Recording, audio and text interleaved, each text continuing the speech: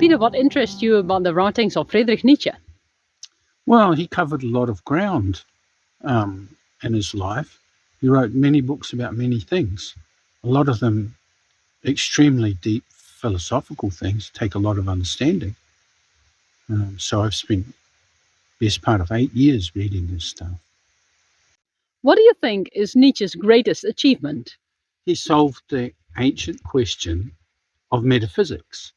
Metaphysics means that which is beyond the physical. Okay, so how did he solve it? Very simply, he said there's no matter, which means that there's nothing beyond the physical. The physical is reality. And that is an enormous step, because as humans have spent thousands of years trying to explain what might be beyond the physical reality, the true world, the beyond world, the life after death world, heaven, hell, all those things. And Nietzsche cut through all that in one stroke and said the physical is the reality. There's no need to have a beyond. And what sort of implications does that have for our daily life? Well, for me, I've lived out in the wilderness for many years, and I discovered by direct experience that there's no need for another world. This world is enough. This life, living in this body in this world, it's enough. We don't need more.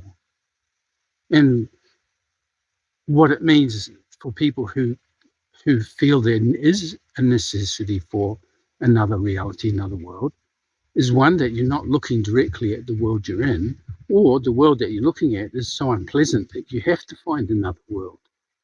Whereas if you live in the direct reality of it, why do you need more? So Nietzsche did an incredible thing, not that it's been well understood, but he cancelled the whole question of what the spiritual is, what the God is, what everything is. In a sense, he reflected the same as the lesser-known Rishi Yajnavalkya from the Vedic tradition, who looked at the world and said, this, the reality, is that the spiritual?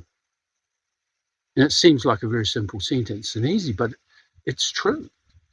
It's correct. We're not here to live for another world or a utopia or another dream of something. We're here to live in this world now. Okay, history is interesting to study. It's interesting to project to the future, but the reality is now. What would happen with this world and humanity if we did do just that, live in this world? Well, we'd stop looking for this progress myth that we have to become something else. So we'd shift from becoming something to being something. Fear of the wild has long been fostered in mankind.